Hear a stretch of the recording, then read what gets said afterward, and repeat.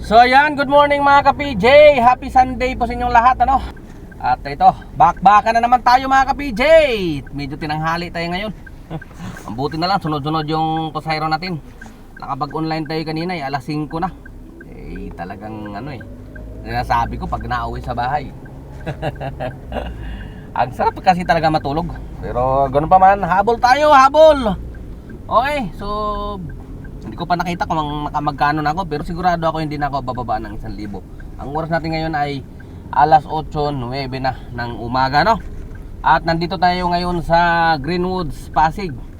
May kwento lang ako dito sa Greenwoods, Pasig mga ka-PJ, no? Pag hindi nyo to kabisado, medyo maliligaw-ligaw kayo dito. Lalo na noon, nung taxi pa kami, wala pang Waze, hindi pa uso. Ikot kami ng ikot dito. Lalo pag gabi na. Ang hirap kasi wala kang mapagtanungan, no? Kaya naliligaw ka. May mga ano kasi to, may mga exit kasi to dito sa Pasig, sa Pinagbuhatan. Meron din to sa C6, no? Saka Kainta, no? Kaya ano to? Minsan pag nandun ka sa C6, pinasukan ka dito ng booking, no? Yun ang mahirap. Tapos yung pasahero mo papunta ng BGC, dadaan sa Pinagbuhatan yan, no? Tapos doon ka pumasok sa gate ng C6, magkakaproblema ka kasi ang layo no? Ang layo ng ikot. Ang ano ni Grab niyan dapat dadaan dito sa ano, sa Pinagbuhatan Pasig. Kung naiwan yung ID mo doon, di babalik ka pa doon, iikot ka. Kaya pag nandoon ka sa labas ng C6 na yon, nandoon ka mismo, ay mahirapan kang kuhanin to. Huwag mo nang kuhanin, mapapaikot ka, layo, talo ka. Kasi ang computation dyan ni Grab, dito dadaan yan sa ano, sa gate ng Pinagbuhatan. Kaya mahihirapan ka talaga, no? Kaya yun ang bantayan nyo. Itong ano, Greenwoods Pasig, no? Napakalaki kasi nito Saka yung doon sa BF, yun, mahirap din doon ang next na exit mo doon na sa Las Piñas, may mga dami exit yun yun, doon talaga magkakaproblema. Nandito na ako sa akong pick up mga ka-PG. Mamaya ulit, let's go! So ayan, balikan natin yung kanina, no? Yung usapan natin kanina. Yun nga, kapag nakapaghatid kayo dyan malapit sa Greenwoods Pasig na yan, no? Kung halimbawa nandun kayo sa loob, tapos yung pumasok kayo ng gate doon sa kabila, yun ang mahirap kasi babalikan nyo pa yung ID nyo doon, ano? Tapos iikot kayo, di ba? Kaya ako din pag dyan, alerto ako tinitignan ko kung saan papunta Halimbawa doon ako pumasok sa may gate ng ano, ng C6, tinitignan ko talaga kung saan papunta yung pasahero, kasi malamang talaga dadaan yan sa may Pasig, no? Yung ID mo kailangan mong balikan doon sa ano, sa gate ng C6. Kaya yun, magkakaproblema talaga, no? Katulad din doon sa may BF Paranaque, pag doon ka pumasok, no? Tapos pagdating mo doon sa loob, nag-book papuntan South Mall, Alabang, mga ganun. South Mall, diba? South Mall o kaya papuntang Alabang, ayun. Siyempre nag-iwan ka ng sa may Paranaque, sa gate ng President Quirino ba yun? Talagang mahihirapan ka. Kaya yun yung mga binabantayan ko Maraming mga subdivision na ganyan no? Yung may maraming gate. Malaking bagay din dyan kung meron kang ano, friendship sticker, no? Sa Las Piñas, kasi lusot-lusot ka lang. Pero meron pa rin mga subdivision dyan na wala, hindi nila inaalaw yung ano, friendship. Kailangan talaga sticker nila. Pero malaking bagay din kung meron kang friendship, no? Kasi may maraming sakop dyan ng friendship sticker makakalusot ka, hindi mo na kailangan mag-iwan ng ID. Alright, so ang oras natin ay alas 8:37 na ng umaga, no? At tayo ay naka 5 bookings pa lang. At ang earnings natin ngayong umaga ay 1,537. Mabuti na lang at nagdire-diretso yung ating booking, no? Kahit tanghali na tayo nakabiyahe. Yung Buenamano natin kanina, yan maganda yung Buenamano natin Galing sa saan tayo nag-drop off kahapon ng hapon, bago tayo nagtapos kahapon. Doon din sa ano na yun, Arkong Bato na yun. Layo na pick up natin. 3 kilometro yung distance, no? Mula doon sa malapit sa amin. Yun yung buwinamano natin. Okay. Mabuti na lang at maganda yung binigay, no? Mabait yung ating naging pasahero ng umaga, yung ating buwinamano. Yung babayaran nila ay 250 lang. Binigyan tayo ng 500. Kasi daw ang bait ko daw, sabi ng pasahero. Ang layo-layo ko raw, tapos ano, pinuntahan ko pa rin sila. Kaya naman kasi wala naman traffic eh. Linggo. Ito, may nag-book na naman. 64 pitot. Kunin natin to. Dito lang, oh. Dito lang. Papunta lang ng Santulan, Pasig lang. Galing dito sa ano, Marcos Highway. Sige, tirayin na natin to. Papandagdag dito ng rides. Alright, so mamaya ulit mga ka-PJ. Medyo mabilis yung earnings natin ngayong umaga, no? Pero alas 5 na tayong lumabas. Tapos naka 1.6 na tayo. Anong oras pa lang? Alas 8 pa lang. Mag-alas 9 pa lang, no? Daig yung ano maaga lumabas Minsan lalabas tayo ng alas 3 o alas 2. Pero yung earnings natin gitong oras 1.5 pa lang. Minsan niwala na yata ako sa kasabihan ng mga puluho na hindi daw paagahan ng biyahe. Yan ang mga terminology ng mga puluho. Ano yung puluho sa ano? Mga ano? Kaya na mag-explain ko ano yung puluho. Puluho sa Bisaya yun Sa Tagalog, ayaw ko na sabihin, masyadong harsh. Okay, so yun yung mga terminology nila, no? Na hindi daw paagahan ang biyahe, no? Kasi nasa swerte daw yan. Kasi kahit tanghali ka na raw bumiyahe, katulad ngayon, tanghali na bumiyahe, pag sinuwerte ka, di ba? Isang pasahero, 2 pasahero lang yan. Pero no, mas maganda pa rin kung maaga kang bumiyahe, sinisipagan mo, hintayin mo ang swerte ang lumapit sa iyo, di ba? Kapag ka tinamaan ka ng swerte, kahit hindi mo siya ini-expect, pag pumasok yan, siksik, liglig, umaapaw yan. Di ba mas maganda kung maaga kang bumiyahe at tinamaan ka pa ng swerte? Alin ba mas maganda? Yung tanghali ka na bumiyahe at tinamaan ka ng swerte, o yung maaga ka nang bumiyahe, nakarami ka na, tapos tinamaan ka pa ng swerte? Di ba?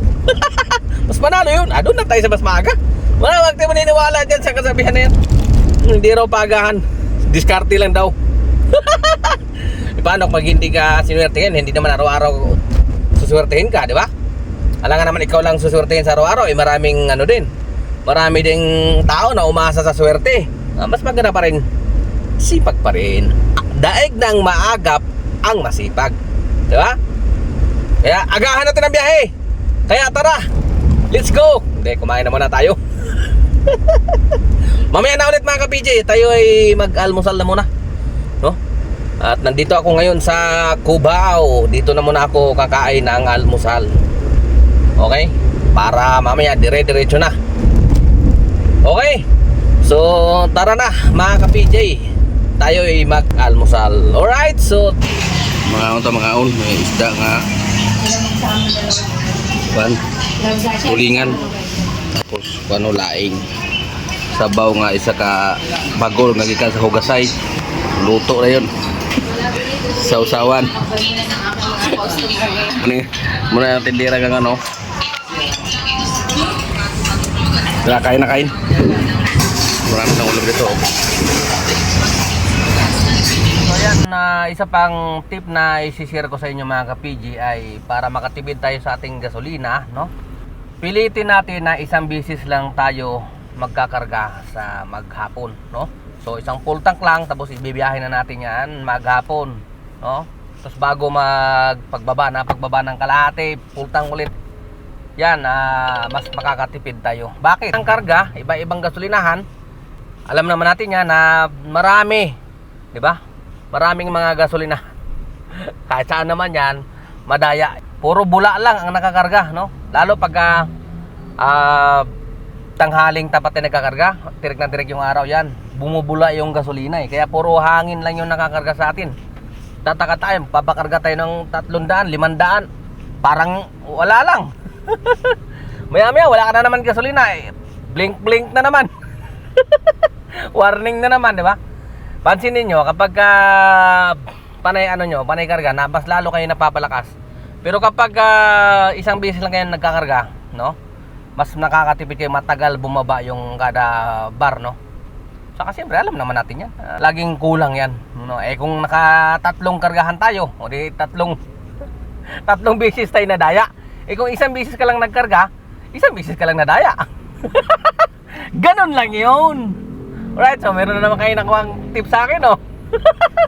Ay, siyempre sa tagal natin na nagbibiyahe, no? Lahat yan halos napag-aralan na natin. Ganon talaga habang tumatanda eh. Tumatanda na nga siguro talaga ako kasi marami na akong nalalaman eh. Ganon siguro talaga pag tumatanda na, eh marami nang alam. Kung baga sa magulang na. So yan mga ka-PJ, ang oras natin ay 1:05, no? At sobrang init na, kasing init ng mata ko. Sobrang init mga ka-PJ. So ngayon ay magtatanghalian pa lang tayo, no? Papunta tayo kila Ate Leslie. So nagtatanong ulit kung saan matatagpuan ang kainan ni Ate Leslie sa Makati, ay i-search nyo lang po yung La Paz Church, no? I-search nyo sa Waze. Makakarating na kayo doon sa kanyang maliit na karinderya. Alright? Okay? Shutdown na rin ako kay shutdown. Shout out pala kay Sir shutdown ba? Shutdown yata sila ang sinabi. Shutdown kay Dandel Drive ng Cebu. Wow, driver. Grab driver din siya ng Cebu, no? Alam ko to si Sir, napanood ko pa to dati, no? Matagal na rin to nagba-vlog. Alam ko to kasi dati napanood ko to siya eh. Sabi ko meron na rin palang Grab sa Cebu. Alright, so shout out yan Sir. Parang wala ka nang upload ah. Isa din siyang vlogger, no? Alright, so mayang hapon, mayang udto, mayang hapon diha Sir. Oh. So may balita diha. Nabay ko anda. Bulanghoy da anang tabirak nga saging. Himuon na tong binignit. O amping da Sir, amping Sir Dandel Drive, Grab driver ng Cebu. Kumusta dyan sa Cebu? Marami na rin pasahero dyan, ano? Alright, so ito, napakainit na talaga. Ingat yan Sir, ingat. Meron pa rin nagtatanong kung pumasok na daw ba yung yung incentive, yung KJR. Tandaan niyo po ang KJR. Siguro asawa ito ito ng kapwa nating Grab driver. Bakit pinagtataguan ka ng asawa mo ng KJR? Ang KJR, tandaan mo, pagdating ng cut-off niyan, di ba, cut-off 30, katapusan. Pero kapag merong 31, yun doon tayo mag-start ng cut-off, no?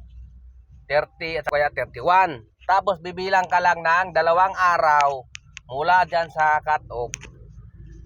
Yun na, papasok na yun sa ating direkta sa ating cash wallet, yung KJR na incentive. Wala pang direct si asawa. Baka dinala na sa kabila. Basta ganun yun. 2 days lang, 2 working days. Pero pag tinamaan kasi ng holiday, kunwari tumapat ng Sabado yung cut-off, malamang mga pa yan, Martes pa yan papasok. Pero ngayon magandang binigay ngayon, kasi kahit tumama siya ng ng holiday, ibinigay pa rin siya nung Biyernes, no? Binigay siya nung Biyernes. Alright, so yan lang ha, munting kaalaman lamang mula kay Ka-PJ. Alright? At sa mga nagtatanong kung anong nilulod ko sa aking data, no? Dito lang ako naglulod mismo sa Grab sa aking cash wallet, Dito. Yan. Pindutin tong cash wallet. Yan, lalabas yung need mobile credit or data. Ayan, pindutin mo lang yan, Kailangan lang may laman kasi yung cash wallet, okay? Pwede dyan. Tapos yan, data ilagay nyo kasi pag dito regular lang yung mga regular load yan. dito sa data. Ayan, oh. Walang charge yan. Yan, ang niloload ko, ayan, oh, marami dito pabibili, ano. Pero ang niloload ko, ito, 48 gig. Ayan, oh. Data, no expiry. Dati ito yung pinanloload ko, yung 30 days unlimited. Kaso ayaw na ngayon eh. Ewan ko kung magkano na ngayon yan. Tinaasa nila kasi palibasa maraming nagloload. Ito lang, ganyan, no. Ganyan lang ang ginagawa ko. Ay, kaso kakaload ko lang ngayong araw eh. Okay? So, pwede rin doon sa inyong sa inyong passenger apps dito. Pwede rin dito. Meron din dito load. Ayan, oh. Yan, oh, mobile load. Ayan, oh, mobile data. Oh, ayan, pwede ka rin mag-load diyan. Ayan, oh. Type yung number diyan tapos i-confirm mo kunwari. Oh, ayan, oh. Meron din dito maraming load, ayun, oh. Ito yung sa mga globe to eh. Pero kung smart ka, meron din smart dyan. Alright, so ganun lang, no. Kung gusto nyo ng kailangan lang balagi nyo i-monitor yung load nyo. Kasi baka mamaya expire na. Hindi ka na pwede mag-load sa cellphone mo, wala ka ng data. Kaya ginagawa ko, bago mag-expire, naglo-load na ako. O kaya sa 7-Eleven, pwede naman magpa-load sa 7-Eleven eh. So ganun lang, no. So sana ay meron kayong napupulot na aral. Alright. So ayan mga ka-PJ, ang oras natin ay alas 7:27 at ang earnings natin ngayong araw ay 5,432 at naka 26 na bookings, ano. At ngayong araw ay linggo, no, May 4, 2025, no. At nandito na tayo sa Polo, Valenzuela. Ayan, no, fiesta pala dito. Alright. Kaya medyo matraffic. At talaga namang parang sinasadya palagi. Parang gusto yata akong araw-araw na umuwi eh. Umiral na naman ang katamaran ng aking kamay. Kumalaw. Wala na.